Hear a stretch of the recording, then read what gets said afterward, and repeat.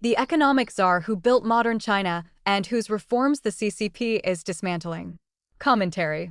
Former Chinese Premier Zhu Rongji, the hard-edged reformer who engineered China's rise from planned economy backwater to global manufacturing giant, died this month at the age of 97.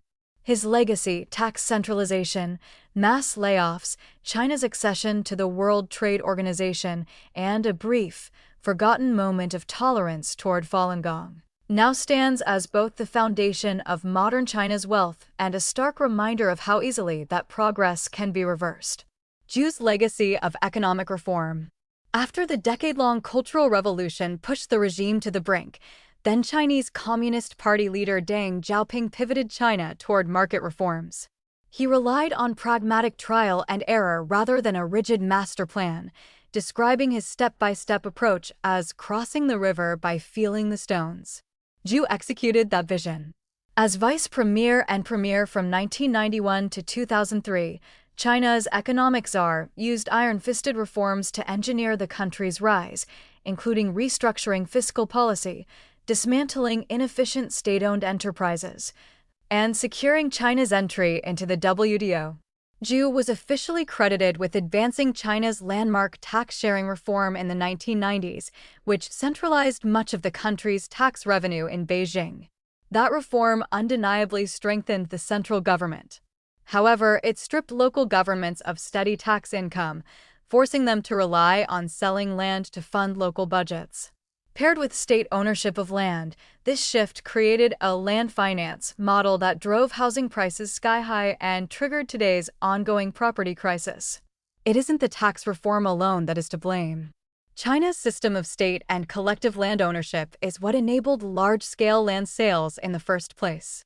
The obituary also praises Zhu for safeguarding Hong Kong's status as a global financial center. Ironically, Hong Kong's diminished standing today stems largely from policies adopted under CCP leader Xi Jinping, making praise for Zhu an implicit rebuke of China's current leadership. WTO entry and its costs. One of Zhu's most consequential achievements was leading China to join the WTO in 2001. To prepare the country for global trade, Zhu aggressively restructured inefficient state-owned enterprises. While this boosted efficiency, it triggered mass layoffs, displacing tens of millions of workers. Unlike post-Cold War America, China's nascent private sector was too weak to absorb the surge of unemployed labor. The aggressive restructuring stripped millions of workers of their livelihoods, leaving them with virtually no safety net. While the reforms eventually sparked massive economic growth, the workers who bore the cost were largely left behind without fair compensation. The premier who called out shoddy construction. When the Yangtze River dikes failed during the 1998 summer floods, Zhu inspected the breach in Zhejiang, Jiangxi province, and discovered that the construction had cut corners and used shoddy materials.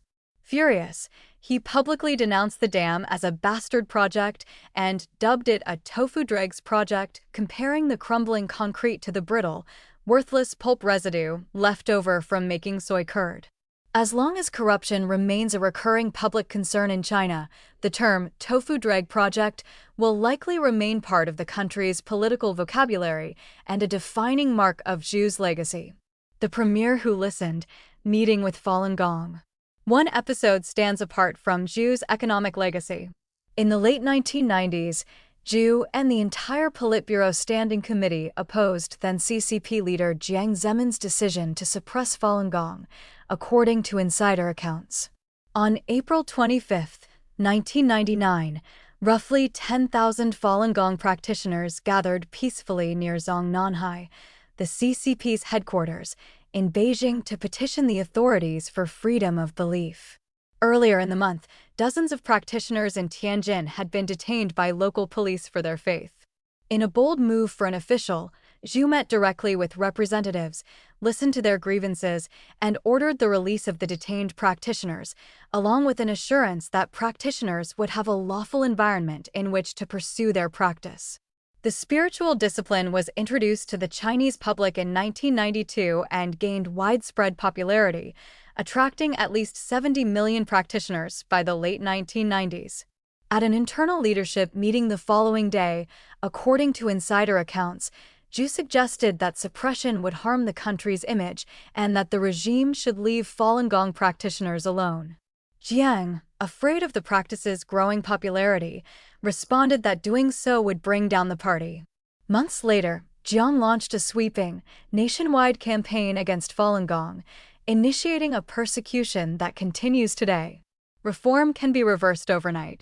Zhu's death cast an unexpected shadow over Xi's plans to commemorate Jiang with unusually high political honors, an effort intended to elevate Jiang alongside the CCP's founding generation.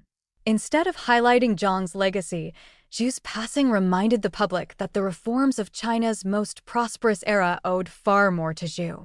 It was Zhu who was behind Deng and the CCP in launching the Shanghai Stock Exchange in December 1990, now a global financial powerhouse that hosts major state-owned enterprise listings. Although Zhu was the official most responsible for driving China's reform era, Xi's policies have now largely dismantled that work. That contrast reveals the ultimate lesson of Zhu's legacy. Under totalitarian rule, no amount of reform is secure. It can all be undone overnight.